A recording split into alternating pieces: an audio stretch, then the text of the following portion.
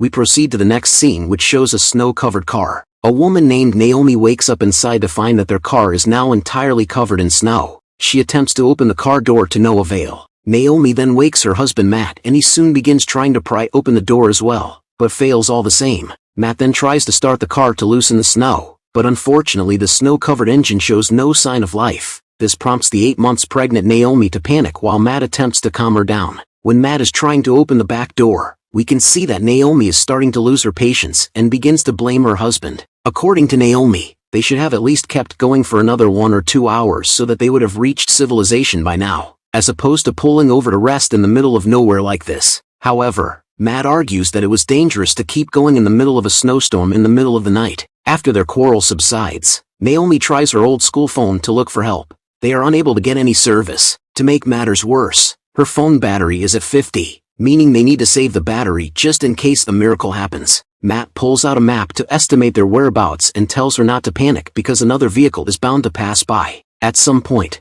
Matt does all he can to get his pregnant wife comfortable and tries to get her to cheer up by cracking a couple jokes. Amid the raging storm outside, he suddenly remembers that a rental guy provided him with a set of roadside kit, of which he has with him in the car right now. Matt digs around for things in his car and finds a blanket, a candle, along with several other items. Meanwhile, outside, the raging storm only seems to get worse. Back inside the car, the pregnant Naomi now needs to take a piss, and due to the lack of options, she is forced to use a towel to take a piss inside the car. The couple then take out the food they pack for the trip and tries to ration them because they have no clue how much longer they'd be stuck here. After sorting the food, Naomi deduces that they only have food to last 12 days at most. Matt suggests that they should take the chocolate they have with them into account, but Naomi objects because she promised to hand the chocolate to her sister. Seeing that things are getting bleaker by the second, Naomi asks her husband to break the glass and dig their way out. Matt is against this because they don't know how bad things are out there, not to mention the freezing temperature. Therefore, Matt would rather they stay in the car and try to hold on with the food they have with them. This statement appears to vex Naomi and the two begin to argue. In the end, Naomi relates, long story short, they have now been stuck in the car for 4 days, and the temperature outside only seems to get colder. To keep the food supply from running out, Matt decides to only eat a little. He puts forth his pregnant wife's condition because obviously she needs the food more than he does. When Matt is asleep, he accidentally tips over their water supply. Matt gets upset that his wife forgot to put the cap back on, and they almost get into another argument, but he manages to keep his calm. While the two are asleep, they are woken up by the sound of footsteps walking over the car. Hello. The two brighten up and appear hopeful, but their pleas for help are for some reason left ignored. As a result, Naomi gets desperate while Matt calms her down by telling her everything is going to be alright. It is now day 7. After a week stuck inside the snow-covered car, Matt now attempts to break open the car window by heating up the gaps on a window with a candle. Naomi, who has nothing to do, decides to toy with her phone and accidentally drops it,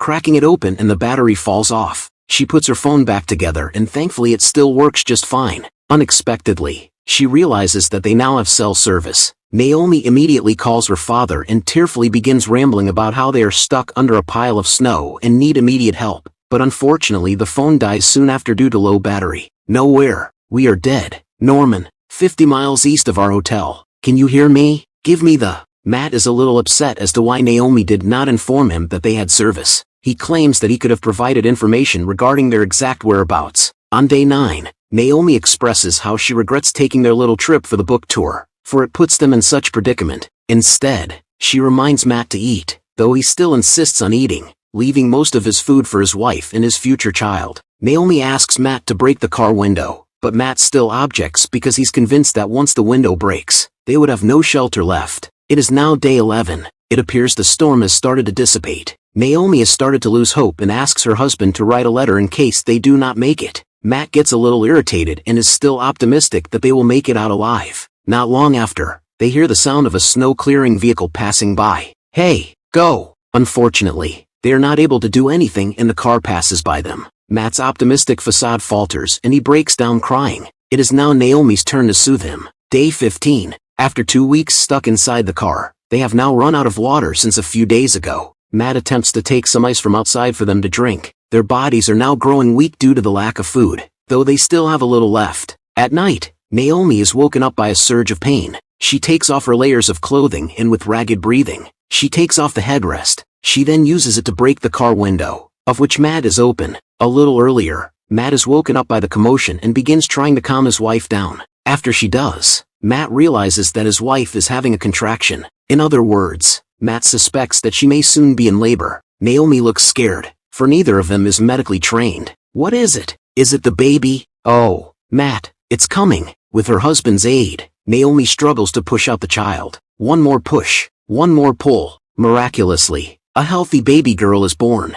The couple rejoice. In spite of all odds, they manage to deliver the baby safely. Matt then takes the placenta and tucks it inside a box. Day 17, the small families somehow appear calm, and they have named their baby girl Olivia. On day 20, Matt's health begins to deteriorate due to the freezing temperature and the lack of food he's been consuming. Is she okay? Unwilling to see his baby girl get cold, Matt takes off his jacket and uses it to warm up Olivia instead. With his ever-weakening strength, he keeps digging the ice by the side of the car. It doesn't take long before he grows exhausted and starts feeling hot, despite the freezing temperature, signifying that he has hypothermia. He falls asleep without a coat to keep him warm. On the next day, Naomi asks Matt to fetch her some water, but she doesn't hear a response. Naomi decides to check up on him, thinking that he is merely asleep. Upon noticing how still he is, Naomi soon realizes that her husband has passed in his sleep. She has now lost the man she loves, and baby Olivia has lost a man who would have been a loving father. Without her husband, Naomi now struggles to even fetch some water. Their food supply has completely depleted and she is rendered desperate. She is now willing to eat anything to survive. At night, Naomi hears the sound of a car passing in the distance. As per usual, she is unable to do anything about it, which only gets her upset. The baby begins to cry out of hunger, and Naomi rushes to nurse her. However, no milk comes out because she is starving and unwell. This only gets her more desperate, and she resorts to eating her own placenta.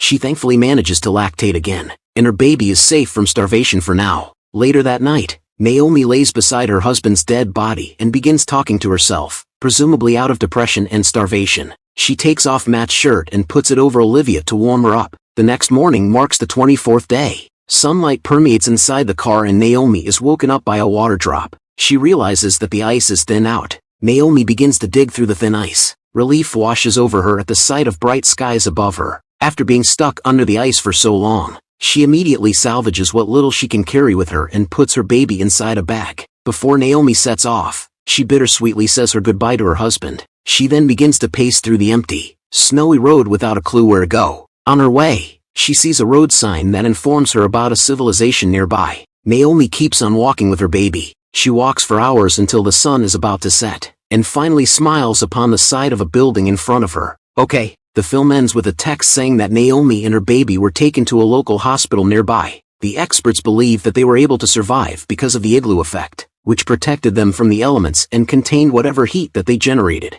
Today, Naomi still actively writes, and she dedicates all of her works to her late husband. Make sure to subscribe and turn on notifications bell for more. Thanks for watching.